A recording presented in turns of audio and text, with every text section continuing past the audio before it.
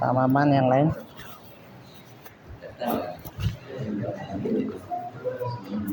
Hujan ya di sini ya? Ah? Ada yang bawa? Apanya?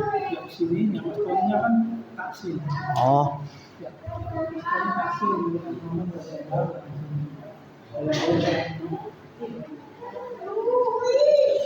Di sana hujan nggak? Hujan. Soalnya anak nyampe sini becek ini. Oh. Di sana mah kering soalnya nggak panen.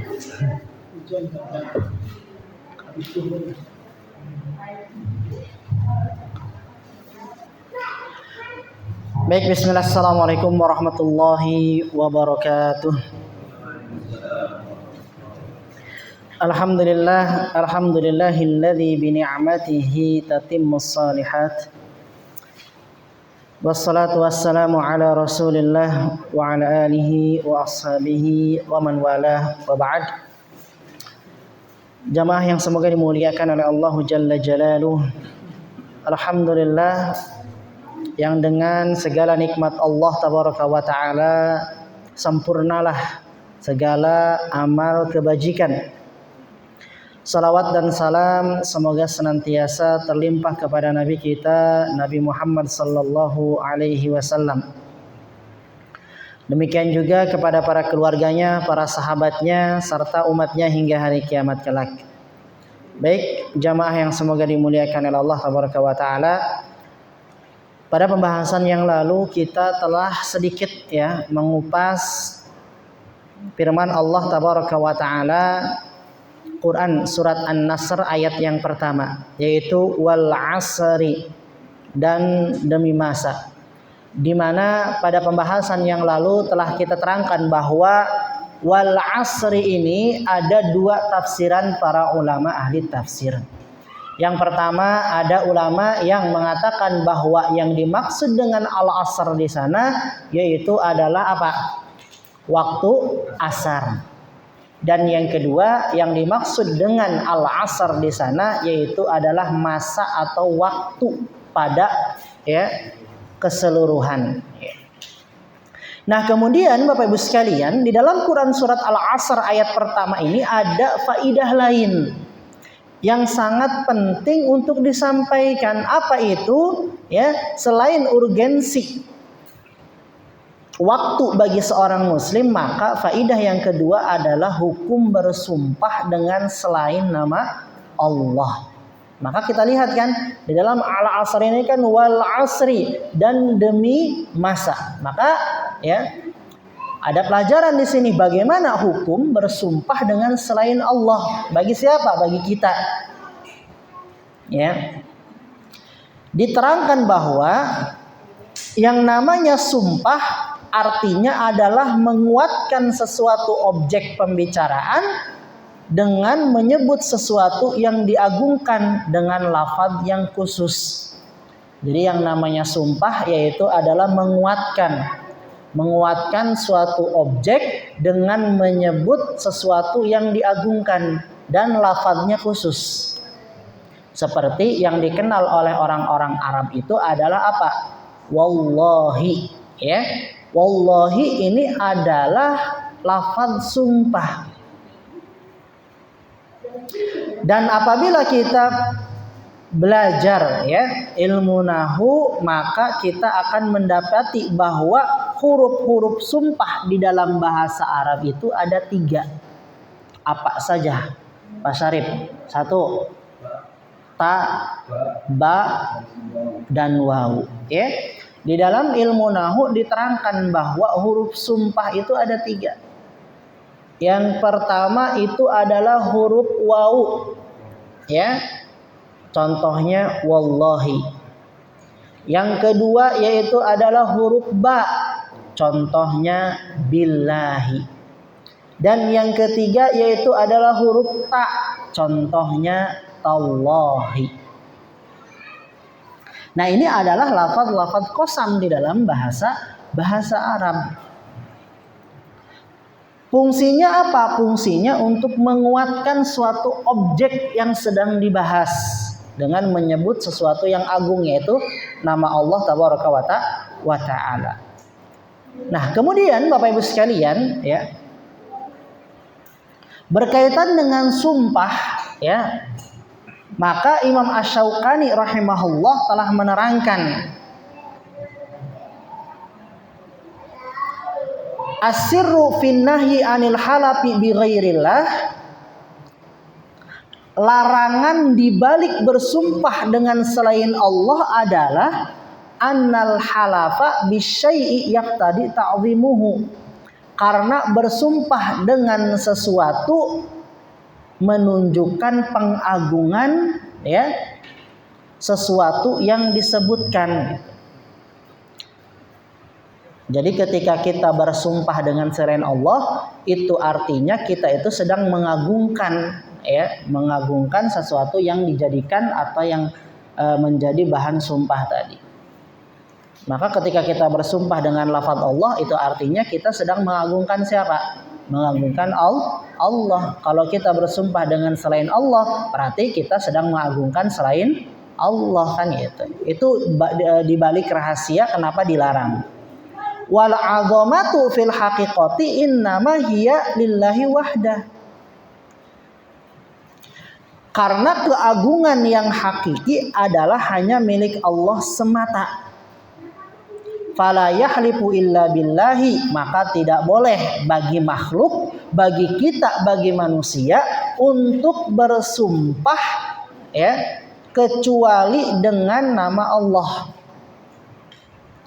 Kecuali dengan Allah, illa billahi, kecuali dengan Allah. Wa dzatihi, dan dengan zatnya.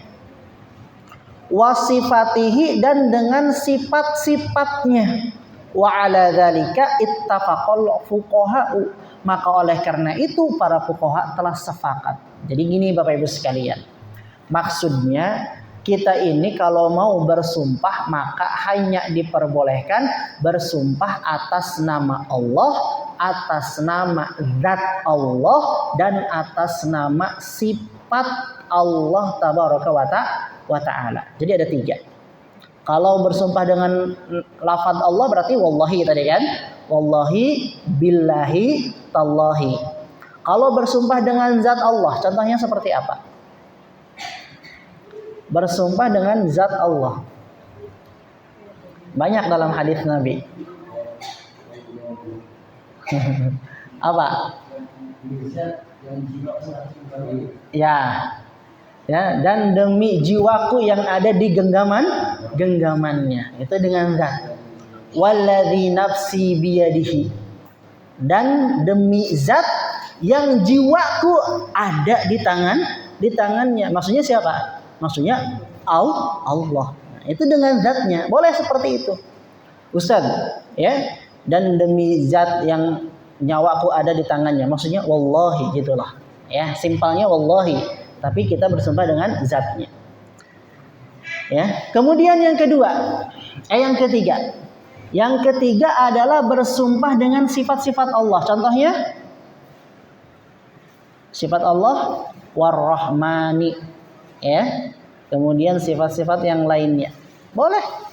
Ya. Jadi bukan hanya dengan lafaz Allah saja, tapi boleh juga dengan sifat-sifat Allah yang lainnya. Jadi War-Rahman, ya. War-Rahim, Wal-Aziz, ya, gitu. Boleh, nggak apa-apa, ya. Sebagaimana yang diterangkan oleh Imam Asy-Syaukani dan sudah menjadi kesepakatan para ahli fikih. Nah, ini, ya, adalah sumpah yang diperbolehkan bagi makhluk.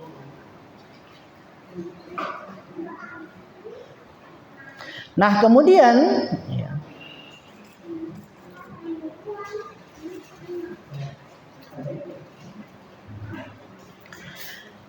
bagaimana apabila kita bersumpah dengan selain ketiga tadi, Ustaz?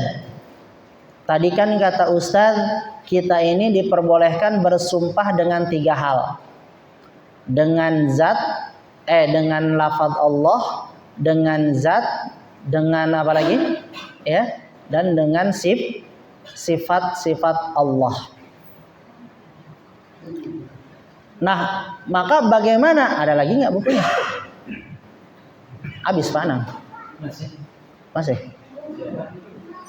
Di rak buku ya? Masih ada, coba.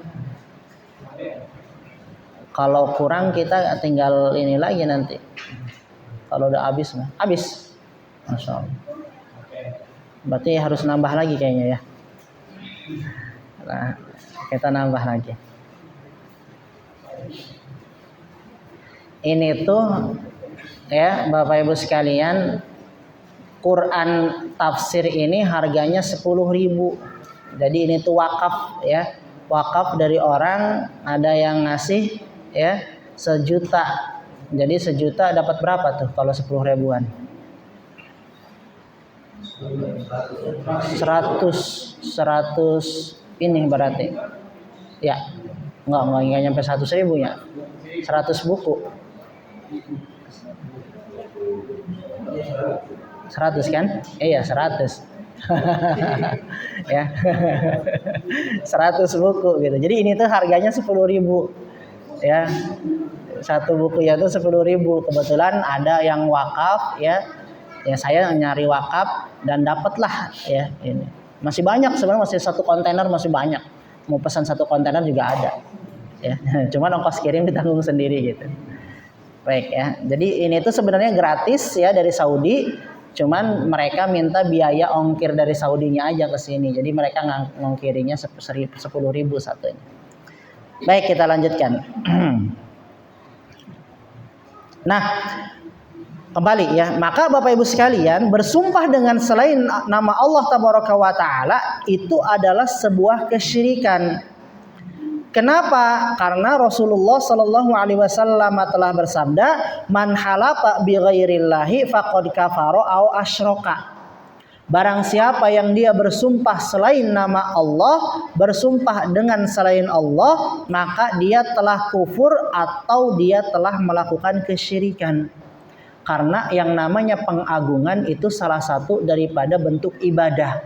Yang namanya ibadah tidak boleh dipalingkan kepada selain Allah. Kalau ibadah dipalingkan kepada selain Allah, maka itu nanti akan terjatuh kepada kesyirikan. Maka oleh karena itu, bersumpah dengan selain Allah itu adalah suatu kekufuran. Bersumpah dengan selain Allah itu adalah suatu kesyirikan sebagaimana ya difirmankan disabdakan oleh Nabi kita Muhammad sallallahu alaihi wasallam, "Man halafa bi ghairillahi faqad kafara au asyraka." Ya. Ada pertanyaan. Ustaz, dulu para sahabat Nabi sering mengucapkan demi bapak dan ibuku wahai Rasulullah. Pernah dengar? Billadzi ummi wa abi ya Rasulullah. Ada pernah dengar hadisnya? Itu sumpah bukan? Jawabannya bukan. Itu bukan sumpah kata para ulama. Ucapan-ucapan ya Rasulullah bi abi ya wa ummi ya Rasulullah, dengan ibu dan bapakku wahai Rasulullah, kata para ulama ucapan itu tuh dikenal oleh orang Arab namun bukan sumpah tapi sebuah jaminan. Sebuah jaminan. Jadi nggak masuk ke dalam kategori sumpah itu tuh. Maka sumpah itu dia apa? Hanya apa namanya? Ya dengan lafaz khusus gitu. Baik. Kemudian bagaimana jika seseorang telah bersumpah dengan selain nama Allah? Maka ada kifarat. Ada kifarat. Selain dia bertaubat, ya, maka ada kifarat, yaitu apa? Sebagaimana yang diterangkan oleh Nabi kita Muhammad SAW dalam sebuah hadis yang diriwayatkan oleh Imam Bukhari dan juga Imam Muslim, "Man halafa faqala fi halafihi." Kata Nabi, barang siapa yang dia bersumpah, kemudian di dalam sumpahnya dia mengucapkan wallati wal uzza, dan demi Lata dan juga demi Uzza. Maksudnya siapa? Berhala. Ya, ini kalau versi orang Arabnya. Kalau versi Indonesianya, orang Indonesianya apa biasanya? Sumpah dengan selain nama Allah.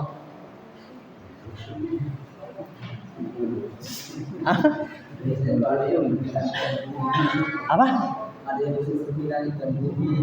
demi langit dan bumi. Ya, gitu. Ya, bersumpah dengan langit dan bumi misalkan gitu ya. Atau bersumpah dengan nabi gitu kan. Wa rasulihi gitu kan. Nah, itu adalah sumpah-sumpah dengan selain Allah. Maka tidak boleh. Lantas gimana? Kata Nabi ada kifarat. Maka barang siapa yang dia bersumpah dan di dalam sumpahnya dia mengucapkan demi Lata dan demi Uzza, falyaqul, maka katakanlah olehnya la ilaha illallah. Ini kifarat bagi orang yang bersumpah dengan selain nama Allah. Wa man qala li sahibihi, ya, ta'ala uqamir falyatasaddaq. Nah, ini lanjutannya. Dan barang siapa yang berkata kepada temannya, kemari aku akan berjudi denganmu, maka hendaklah dia bersedekah. Nah, jadi Bapak Ibu sekalian, dari hadis ini, apabila kita mendapati ada orang nih yang bersumpah tapi bukan dengan nama Allah, dia bawa-bawa nama Rasul misalkan, dia bawa-bawa nama langit, nama bumi, ya, nggak boleh kayak gitu. Antum harus istighfar, antum harus bertaubat, ya. Antum harus bertaubat, kemudian apa? Ucapkan la ilaha illallah. Tidak ada ilah yang berhak diibadahi kecuali Allah. Karena yang namanya al-halaf, bersumpah, itu termasuk daripada ibadah. Dan yang namanya ibadah hanya untuk Allah tabaraka wa ta'ala. Ya, itu adalah pelajaran yang dapat diambil dari poin yang pertama. Dari ayat pertama, yaitu wal asri. Jadi ada dua pelajaran. Pertama berkaitan dengan waktu, yang kedua dalam Quran surat Al-Asr ini sendiri, yaitu membahas pula tentang hukum bersumpah dengan selain nama Allah. Ya. Apabila bersumpah dengan selain nama Allah aja sudah terlarang gitu ya, apalagi ini bersumpah dengan sumpah pocongan gitu, ditambah ada embel-embel prakteknya kan gitu. Sumpah pocong kan ada embel-embel prakteknya ya, dan lain sebagainya. Wah, ini lebih daripada apa ya, hanya sekadar pengucapan saja gitu. Ini lebih parah seperti itu, nggak boleh. Kemudian kita masuk kepada ayat yang kedua. Ya, Allah tabaraka wa taala berfirman, innal insana lafi khusrin. Sesungguhnya manusia itu benar-benar dalam kerugian. Di sini Allah mengabarkan, Bapak Ibu sekalian, Allah mengabarkan kepada kita selaku manusia bahwa kita ini berada di dalam kerugian. Dan Allah menerangkan hal ini itu dikuatkan dengan beberapa penguat. Yang pertama, Allah kuatkan dengan, atau Allah tegaskan dengan sumpah. Yang kedua, Allah tegaskan dengan lafaz inna. Nah, dan yang ketiga, Allah kuatkan dengan lafaz la. Ada di lafi itu, ya, lafi di sana ada huruf lam. Nah, huruf lam dan huruf inna ini menunjukkan, kalau dalam ilmu nahu disebutnya adalah apa? Pak Syarif, at-taukid, yaitu pembahasan tentang taukid, penguat. Kalau dalam bahasa Indonesia artinya sesungguhnya gitu. Ya, dan kata para ulama di dalam kitab Balaghah, ya, ilmu tentang bahasa, ya, diterangkan bahwa apabila, ya, penguat itu lebih, artinya lebih daripada satu atau dua, artinya tiga ke atas, itu menunjukkan seolah-olah orang yang sedang diajak bicara ini adalah orang yang ingkar. Orang yang ingkar, orang yang tidak percaya. Makanya sama Allah, ya, Allah tabaraka wa ta'ala mengatakan dengan tiga penguat. Pertama dengan sumpah, yang kedua dengan inna, yang ketiga dengan lam. Wal asri innal insana lafi khusrin, ya, seolah-olah ingin mengatakan, kalau bahasa kitanya, demi Allah kalian pasti benar-benar merugi, gitu loh, kalau bahasa kitanya. Jadi ditegaskan di sana, Allah menerangkan kepada kita bahwa kita ini merugi. bahwa kita ini berada dalam kerugian. Kanan, kiri, depan, belakang, atas, bawah kita diliputi dengan dengan kerugian gitu. Makanya coba dibaca dalam tafsirnya Pak Anang, bangga. Tafsir ayat yang kedua. Sesungguhnya manusia itu benar-benar berada dalam kerugian dan kebinasaan. Tuh, innal insana lafi nuqsanin wa halakin. Sesungguhnya manusia itu benar-benar berada dalam kerugian dan juga kebinasaan.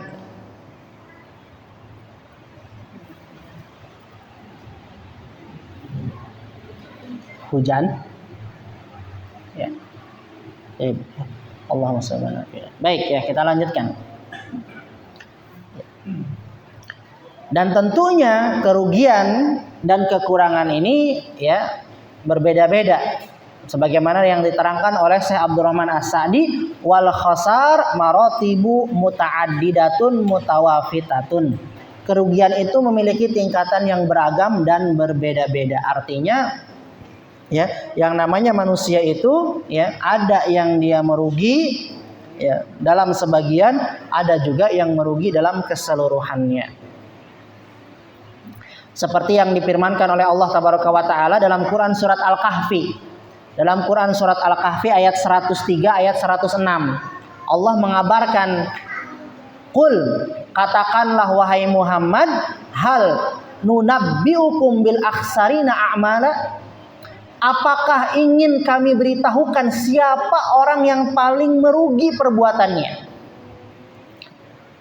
Diterangkan pada ayat berikutnya, alladzina dhalla sa'yuhum fil hayati dunya wa hum yahsabuna annahum yuhsinuna sun'a. Orang yang paling merugi adalah orang yang telah sia-sia di dalam perbuatannya.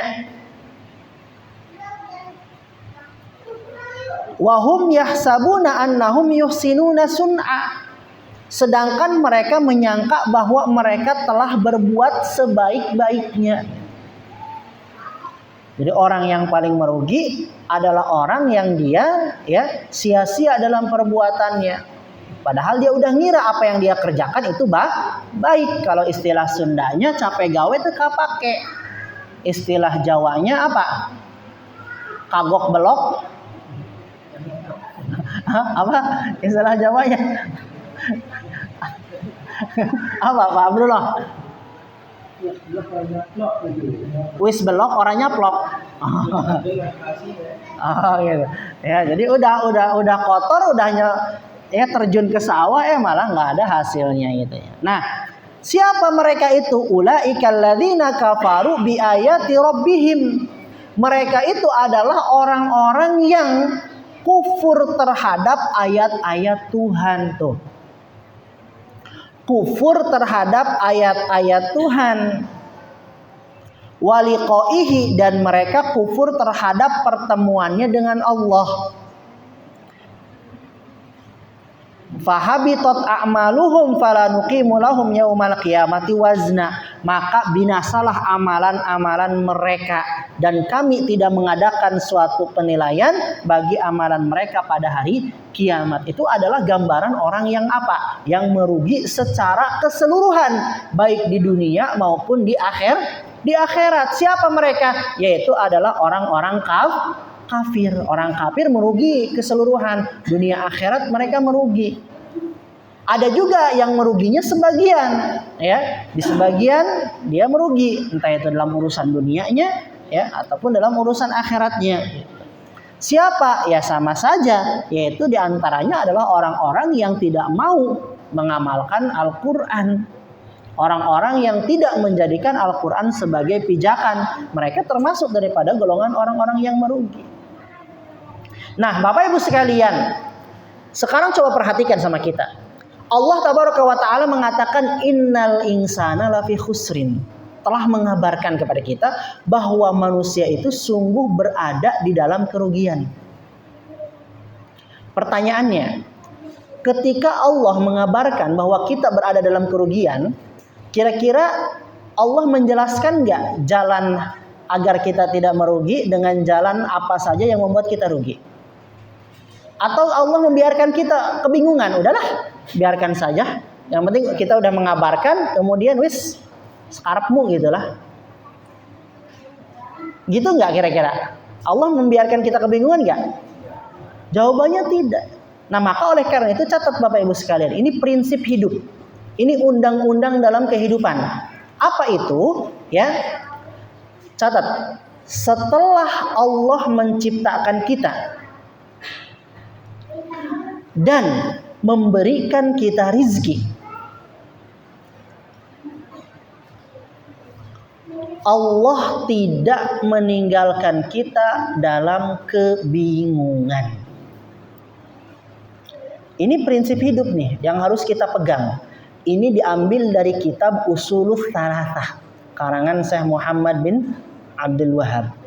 Ya, beliau mengatakan i'lam ya rahimakallah annallaha yajibu 'alaika ta'alluma tsalatsa masail. Yang pertama, poin pertama yang harus dijadikan landasan hidup sama kita, aturan yang pertama adalah setelah Allah menciptakan kita dan memberikan kita rizki, Allah tidak meninggalkan kita berada di dalam kebingungan.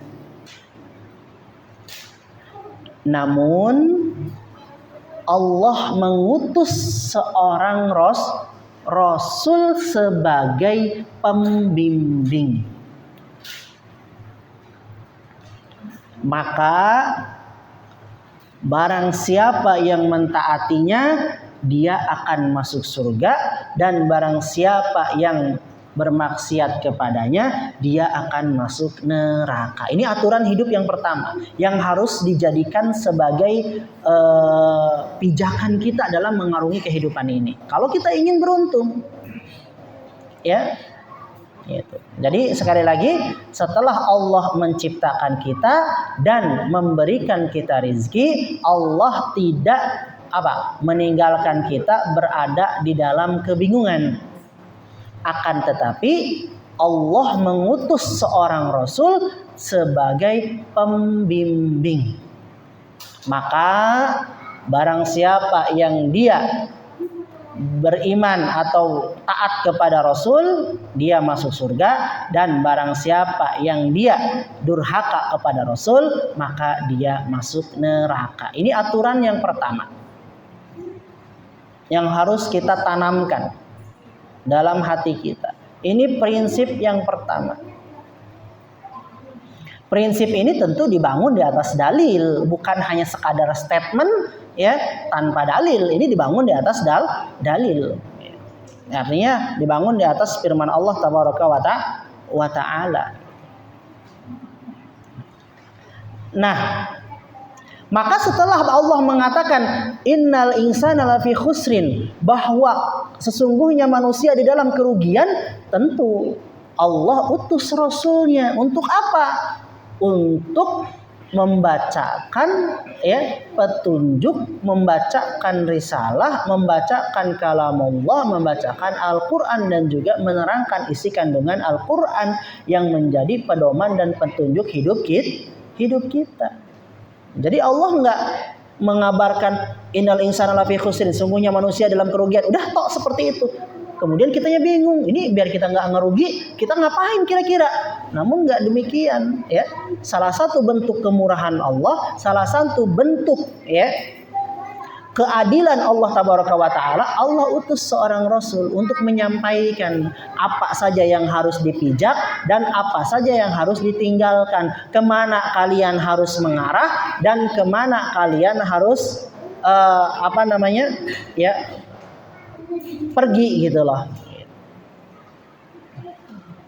Nah maka Bapak Ibu sekalian, setelah diutusnya Rasul dan diberikan wahyu kepada mereka, yaitu dibacakan ayat-ayat suci Al-Quran yang menjadi pedoman hidup, maka apabila kita menolak, bermaksiat kepada Rasul, tidak mau taat, tidak mau membaca firman Allah, tidak mau membaca mengamalkan pedoman hidup, petunjuk hidup, maka kata Allah, ira Arab mendi, kan gitu.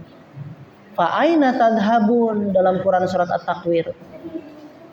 Fa'aina tadhabun. Dalam Quran surat At-Takfir kan dijelaskan setelah Allah bersumpah tentang apa? Tentang bagaimana kondisi hari kiamat, kemudian Allah menerangkan innahu laqaulu rasulin karim, bahwa Al-Qur'an itu adalah apa? Ya, firman Allah yang dibawa oleh malaikat Jibril yang dia memiliki kedudukan, dan seterusnya diterangkan Al-Quran bukanlah kalam setan, Al-Quran bukanlah ucapan setan, ya. Kemudian setelah diterangkan, namun apa respon orang-orang? Respon orang-orang, mereka kufur, gak mau taat dengan aturan Al-Quran ini. Justru mereka malah apa? Meninggalkan Al-Quran. Maka kata Allah, fa aina tadhhabun? Kalau kalian nolak Al-Quran, kalian gak mau menjadikan Al-Quran sebagai pedoman hidup, kalian tidak mau menjadikan Al-Quran sebagai pijakan, reka mana? Cek orang Sunda mah, atau orang Jawanya, ira arep mendi gitu loh. Ya. Mau kemana lagi orang pedomannya ada di Al-Quran kan gitu. Ya secara logika saja. Ya, kita mau pergi ke tempat yang belum pernah kita yang perlu dijamah sama kita gitu loh, yang belum kita pergi ke tempat itu atau tempat asing, kemudian didampingi oleh seorang pendamping, tapi ya kita nggak mau taat sama si pendamping ini, apa yang akan terjadi? Ya tersesat. Ya sudah disediakan pendamping, ya tapi kitanya nggak mau didampingi sama dia, kitanya nggak mau nurut sama nih si pendamping, ya udah resikonya apa, konsekuensinya tersesat seperti itu. Nah maka oleh karena itu Bapak Ibu sekalian, kunci pertama apabila kita ingin tidak menjadi orang-orang yang merugi, tentunya harus apa? Ya harus taat kepada siapa? Kepada Rasul, dan menjadikan kalamullah Al-Quran sebagai pedoman hidup gitu. Jadi Al-Quran dan Sunnah Nabi ini Bapak Ibu sekalian sebagai navigator. Jadi saya selalu bilang orang yang hilang arah, ya kenapa dia bisa hilang arah, bingung dalam kehidupan dunia? Ya karena dia sudah kehilangan navigasinya. Artinya dia harus kembali menjadikan Al-Quran dan Sunnah Nabi sebagai navigator. Agar apa? Agar dia bisa sampai kepada Allah Tabaraka wa Ta'ala. Agar dia bisa menjalankan amalan ibadah sesuai versi Allah, bukan sesuai dengan versi kita gitu loh. Kan banyak orang-orang zaman sekarang yang beribadah, tapi beribadahnya sesuai dengan versi dia, bukan sesuai dengan versi yang Allah perintahkan misalkan. Ya, kan banyak zaman sekarang. Dan itu termasuk daripada apa? Tadi alladzi dhalla sa'yuhum fil hayati dunya yahsibuna annahum yuhsinuna sun'a. Yahsabuna annahum yuhsinuna sun'a. Dia telah melakukan amalan-amalan yang sia-sia di dunia dan mengira bahwasanya amalannya itu apa? Baik. Nah, maka oleh karena itu Bapak Ibu sekalian, ya, apabila kita membaca Al-Quran, maka kita akan mendapati banyak sekali ayat-ayat Al-Quran. Ayat-ayat Al-Quran yang menerangkan kepada kita, ya, tentang apa? Agar kita ini sadar. Di antaranya, ya, firman Allah Quran surat Al-Kahfi 54. Walaqad sarrafna fi hadzal qur'ani lin-nasi min kulli mathal wa kana al-insanu aktsara syai'in jadala. Dan sesungguhnya kami telah mengulang-ulang, kata Allah.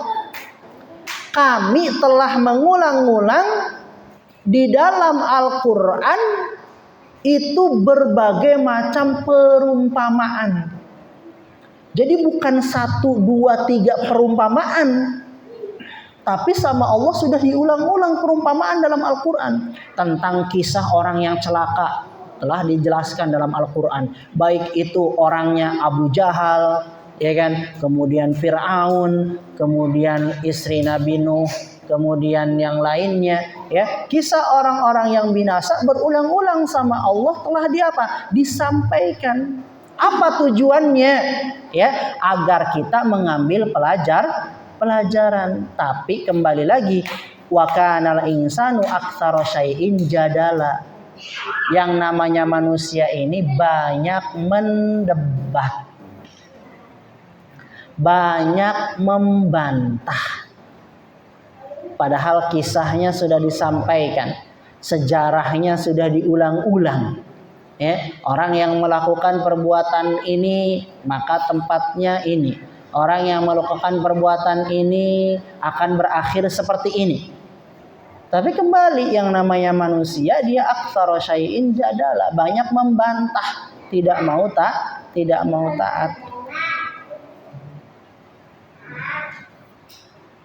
Kemudian di dalam Quran surat An-Nur ayat 63, Allah tabaraka wa taala berfirman, "Falyahdharil ladzina yukhalifuna an amrihi an tusibahum fitnah aw yusibahum adzabun alim."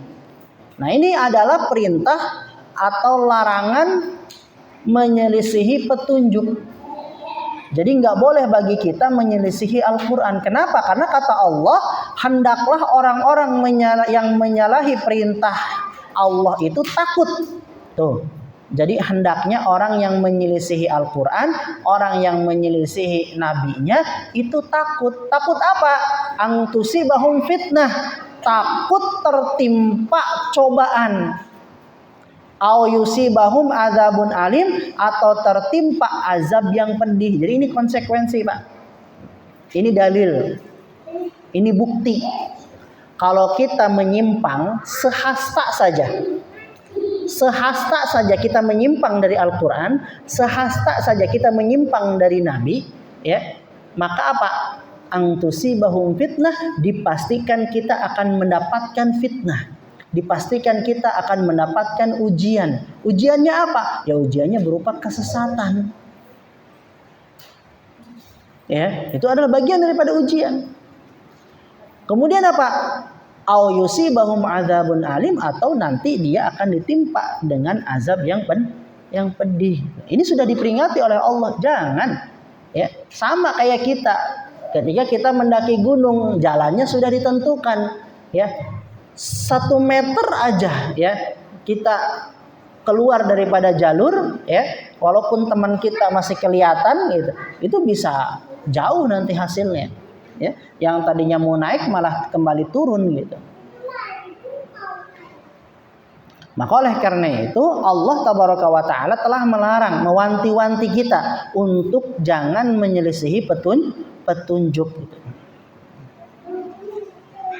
Kemudian apalagi? Allah pun berfirman dalam Quran surat Al-Hadid ayat yang ke-16, Allah tabaraka wa taala telah mengatakan, alam ya'ni lil ladzina amanu an takhsha qulubuhum li dzikrillah wa ma nazala minal haqqi wa la yakunu kal ladzina utul kitaba min qablu fatala alaihimul amad faqasat qulubuhum. Pada ayat ini Allah pun mengingatkan kita, kalau kita tidak ingin menjadi orang merugi, maka jangan menyepelekan peringatan. Kebanyakan orang-orang merugi itu sebab karena menyepelekan peringatan. Allah sudah sampaikan peringatan untuk tidak melakukan amalan A misalkan. Tapi kitanya ngeyel, maka apa konsekuensi dari sikap durhaka kita? Konsekuensi dari sikap durhaka kita yaitu akan menjadikan hati kita membatu. Hati kita membatu. Kalau sudah membatu, maka apa? Ya sulit akan menerima peringatan, sulit akan menerima nasihat. Ya. Dan membatunya hati kita ini adalah azab, ya, yang sangat besar di dalam kehidupan dunia. Karena apa? Karena bagi orang yang hatinya sudah membatu, bagi orang yang hatinya sudah tidak lagi lunak, ya, maka saat membaca Al-Quran pun akan terasa hambar. Pernah nggak kita baca Quran hambar, Pak? Kayak nggak ada rasanya gitu baca Quran teh. Allah menerangkan tentang azab neraka kayaknya biasa aja, nggak ada sedih-sedihnya. Giliran baca WA langsung innalillahi wa inna ilaihi rajiun, telah meninggal bapak fulan, langsung sedih. Giliran Allah mengancam kita bahwa kita akan masuk neraka dan neraka itu adalah tempat yang seburuk-buruk tempat, kita hambar, tidak lagi ada rasa, maka berarti hati kita bermasalah. Entah itu karena titik hitamnya telah terlalu banyak, ataupun karena hati kita sudah terlalu keras, sehingga tidak lagi merasakan indahnya, manisnya saat membaca Al-Quran, maka tak lagi nangis. Nah itu berarti apa? Ya harus kita cek, harus kita diagnosa, ada masalah apa dengan diri kita. Jangan-jangan selama ini kita telah banyak menyepelekan firman Allah tabaraka wa ta'ala, larangan-larangan Allah, atau bahkan sunnah Nabi justru malah kita langgar. Perintah Allah kita tinggalkan, larangannya kita kerjakan, kan kebalik. Gimana? Azan dulu. Ya. Baik, silakan azan dulu, tafadhol. Emang udah azan belum sih?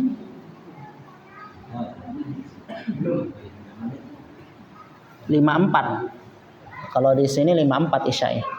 Baik ya.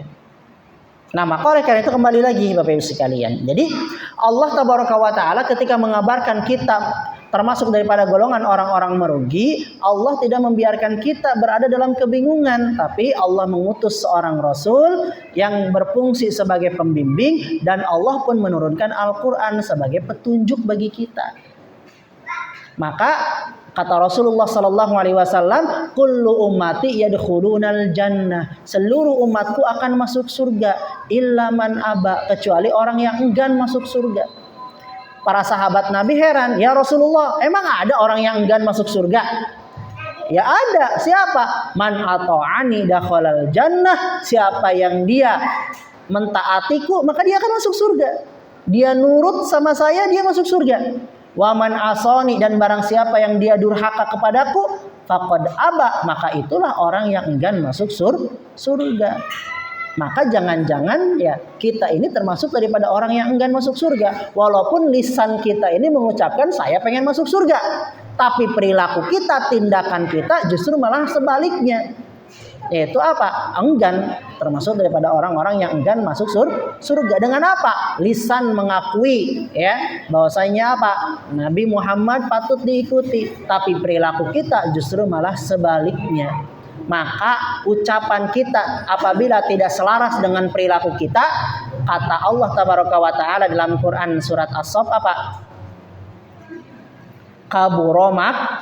Kaburomaktan indallahi an taqulu ma la taf'alun. Orang yang omongannya tidak selaras dengan perbuatan, itu kata Allah disebutnya kaburomaktan. Kaburomaktan itu orang ngomong A, perbuatannya B, omongannya B, tindakannya C gitu. Nyuruh ke orang, antum lakukan amalan-amalan ini, dianya gak ngelakukan, itu orang kaburomaktan namanya. Nah, itu termasuk daripada orang yang tercela. Nah, kemudian siapa yang tidak merugi? Illalladzina amanu wa amilus solihati wa tawasau bil haqqi wa tawasau bis sabri. Kecuali mereka orang-orang yang beriman. Ingat Bapak Ibu sekalian, beriman. Yang pertama, Ustadz, saya sudah beriman. Ya. Lihat berikutnya, wa amilus solihati. Dia beriman, dia juga beramal soleh. Banyak nggak orang yang ngaku beriman? Banyak. Saya beriman, asyhadu alla ilaha illallah. Saya pun mengucapkan la ilaha illallah. Tapi pada poin yang kedua, ya, banyak orang yang ngakunya beriman tapi amalnya bukan soleh tapi tolih. Yang harusnya alladzina amanu wa amilus solihat, dia malah alladzina amanu wa amilut tolihat jadi. Makanya yang diperintahkan itu amal soleh. Amal soleh itu apa? Amal soleh itu adalah amalan yang sesuai dengan tuntunan Allah dan juga Rasulnya. Simpelnya, amal soleh itu adalah amalan yang sesuai dengan versi Allah, bukan amalan yang sesuai dengan versi hati kita gitu loh. Dan yang dimaksud dengan amal toleh adalah amalan apa? Ya amalan yang amalan-amalan buruk yang dibisikin oleh siapa? Oleh setan. Baik, mangga azan dulu silakan. Baik, ya kita lanjutkan ya, bahwasanya yang firman Allah yang ketiga, illal ladzina amanu wa amilus shalihat, kecuali mereka orang-orang yang beriman dan juga beramal soleh, dan apa? Watawasau bil haqqi, saling menasehati dalam kebenaran, dan watawasau bis sabr, dan saling menasehati di dalam kesabaran. Nah, Bapak Ibu sekalian, di dalam firman surat Al-Asr ini, ya firman Allah surat Al-Asr ini, Imam Asy-Syafi'i mengatakan, jika seandainya Allah hanya menurunkan surat ini saja, satu surat ini saja kepada makhluknya sebagai hujah, maka surat ini sudah cukup. Artinya apa? Surat ini walaupun dia singkat, tapi maknanya sangat luas sekali. Jadi kalau dibahas sebenarnya ini akan ada pertemuan yang ketiganya gitu. Tapi ya, nah khawatir jenuh, jadi kita selesaikan saja bahwasanya apa? Di sini ada 4 poin ya, atau ada 4 pilar untuk mencapai kebahagiaan di dalam kehidupan di dunia. Yang pertama yaitu adalah iman atau ilmu. Pilar yang pertama agar kita mendapatkan kebahagiaan ya, agar kita mendapatkan keberuntungan, yaitu yang pertama iman atau ilmu. Yang kedua itu adalah amal solih. Yang ketiganya yaitu adalah dakwah. Watawasau bil haqqi, saling mengingatkan dalam kebenaran, maksudnya adalah dakwah, mendakwahi diri sendiri, mendakwahi keluarga, dan mendakwahi kepada orang lain. Kemudian yang ketiganya itu adalah sabar. Sabar dalam belajar, sabar dalam mengamalkan pelajaran yang sudah kita dapatkan, dan sabar di dalam apa? Di dalam berdakwah. Sabar dari cacian, sabar dari intimidasi, sabar dari jamaah yang sepi, ya kan? Ngisi kajian jamaah siji loro, ya kita harus sabar. Itu bagian daripada apa? Ujian dalam dakwahan gitu. Ya, sabar ketika apa? Jamaah kan siji atau loro baik. Atau sabar dari apa? Ya tadi ya, dari celaan, hinaan ataupun yang lain. Kita cukupkan sampai di sini. Wassallallahu ala nabiyina Muhammadin wa ala alihi washabbihi wasallam wa akhiru da'wana alhamdulillahi rabbil alamin. Assalamualaikum warahmatullahi wabarakatuh.